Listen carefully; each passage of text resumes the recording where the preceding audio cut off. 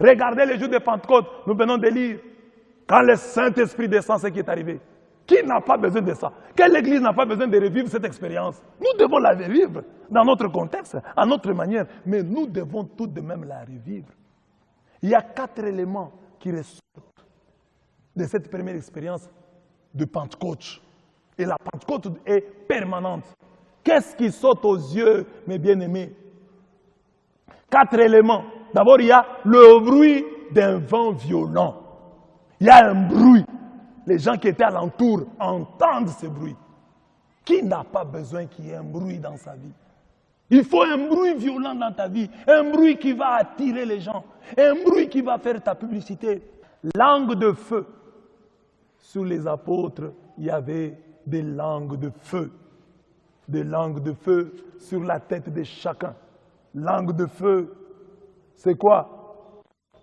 C'est le feu qui dit la présence de Dieu, comme la colonne de feu. Qui dit au monde, Dieu est ici. Qui dit aux sorciers, ne le touchez pas. Si vous avez votre feu, il y a un feu qui va manger le vôtre. Le feu sur vous, sur votre tête. Qui fait que les sorciers vont vous craindre. Qui fait que les malfaisants vont vous craindre. Quelque chose de divin, la colonne de feu qui vous accompagne, qui est sur votre tête, qui était sur le peuple d'Israël, que cette colonne soit maintenant sur votre tête. Pour dissuader les forces du mal. Tu as besoin de cette langue de feu sur ta tête. Il parlait des langues nouvelles. Il y a ce que nous appelons la glossolalie, les langues des anges, la glossolalie. C'est ce que nous voyons souvent dans nos églises. Ça, c'est la glossolalie. Mais les jours de la Pentecôte, il y a eu la xénolalie ou la xénoglossie. Ils parlaient des langues et les gens qui étaient là les entendaient. Là, on parle la langue des hommes. Ceux qui sont là vous entendent. C'est rare dans l'église.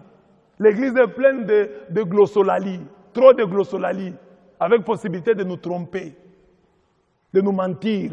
Eshindebere. Parce que quand quelqu'un commence, Eshindebere, après il va dire Eshindebara, Eshindeburu, Eshindeboro. C'est toujours comme ça. Là, il y a beaucoup de choses. Avec la glossolalie, vous pouvez nous tromper. Mais les jours de la Pentecôte, les apôtres parlaient dans leur dialecte. Et les Arabes qui étaient là, et les Romains qui étaient là, chacun les entendait dans sa propre langue. C'est ça la xénoglossie. Elle est rare. Et là, quand je dis, vous recevrez, c'est demander aussi à Dieu, Seigneur, j'ai déjà vu la glossolalie. J'ai déjà vu les gens parler en langue. Moi-même, quand je prie, il m'arrive parfois de parler en langue. Quel jour est-ce que je verrai la xénoglossie, la xénolalie? Quel jour où je verrai une maman de mon église sans avoir appris l'anglais? Elle parle comme ça, elle parle anglais. Les Anglais, c'est du très bon anglais que cette maman parle. Même si ça ne t'arrive pas à toi, que cela arrive dans ton église, que cela arrive à ton voisin. C'est ça qui est arrivé à la Pentecôte. Je l'interprète d'abord comme cela s'est passé. Mais on peut en donner une interprétation spirituelle en disant la glossolalie ou la xénoglossie ou la xénolalie signifie finalement que le Saint-Esprit nous unifie, nous donne un seul langage, nous fait parler un seul langage, le langage de l'amour. L'Église réunie par Jésus-Christ, c'est l'anti-Babel. À Babel, Dieu les a dispersés en leur donnant les langues différentes. Mais aujourd'hui, Dieu fait en sorte que malgré la diversité des langues, ils puissent s'entendre. De l'autre, à Babel, la diversité des langues a fait qu'ils ne s'entendent pas, qu'ils ne construisent plus ensemble. Mais aujourd'hui, dans l'Église, la diversité des langues devient une richesse qui nous pousse à construire ensemble. Nous construisons l'Église ensemble. L'Église, c'est la famille de Dieu. Une famille au-delà des tribus, des ethnies. Fêter la Pentecôte aujourd'hui en étant tribaliste, c'est une autodestruction pragmatique. Tout tribaliste, tout celui qui dit « Moi, je n'aime pas les gens de telle tribu. Moi, je n'aime pas les gens de telle tribu. » Qui critiquent les autres, qui refusent leur point de vue, simplement parce qu'ils sont de telle tribu. Celui-là n'a pas droit à fêter la Pentecôte. Celui qui ne fait aucun effort pour apprendre la langue des autres. Ne chantez pas dans telle langue. Ce n'est pas la langue liturgique du lieu. Oh, ce n'est pas la langue liturgique, mais c'est la langue du Saint-Esprit. Non, non, non, l'autre langue liturgique, si c'est telle langue. Il ne faut pas chanter dans telle autre langue. Pauvre païen, païen baptisé, manque du Saint-Esprit, incompréhension de la Pentecôte, ou résistance à la Pentecôte. Parce que si tu connais la Pentecôte, tu vas dire non, on doit chanter dans les langues. Nous chantons en latin. Oh non, on doit chanter la langue liturgique. Parce que les gens comprennent. Et quand ils chantent en latin, ils comprennent. Mais même s'ils ne comprennent pas, le chant latin nous élève vers Dieu. Même les mamans, je me demande toujours, la première messe qui a été dite, on a chanté en quelle langue? Dans nos terres ici.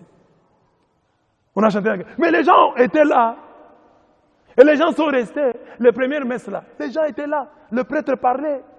Il n'a pas dit la première messe dans nos langues. Il a peut-être dit en latin, en français, en flamand. Et les gens étaient là.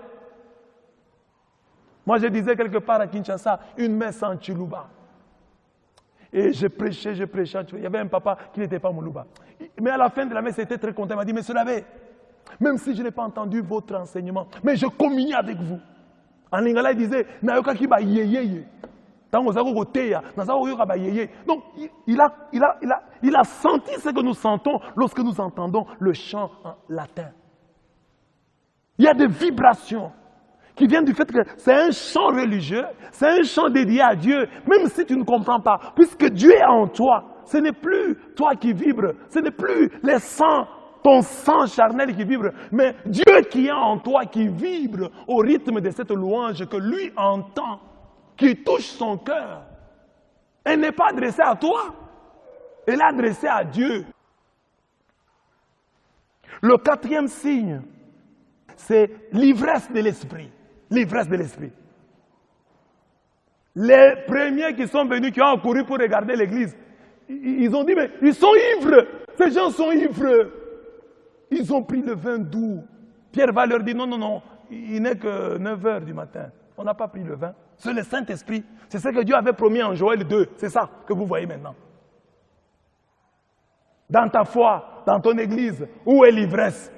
Nous avons des églises froides, même des groupes charismatiques froids. Alors qu'au matin de l'église, à la Pentecôte, ceux qui voyaient les chrétiens les prenaient pour des hommes et des femmes ivres. Si la Pentecôte est permanente, quand est-ce que toi tu peux être pris pour un homme ivre, pour une femme ivre, alors que tu es devant Dieu?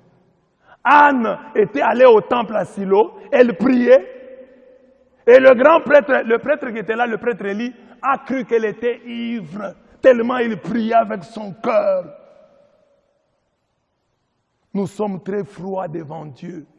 Notre ivresse, nous la montrons dans les stades. Notre ivresse, nous la montrons dans les boîtes de nuit. Notre ivresse, nous la montrons dans les fêtes de mariage, des fêtes nocturnes. Dieu soit loué. Parce que ces derniers temps, on a fermé tout ça. Que Dieu soit loué. Que Dieu nous aide. Que les 4 signes ici, qui se sont manifestés dans l'église de la Pentecôte, la première, que ces signes nous suivent.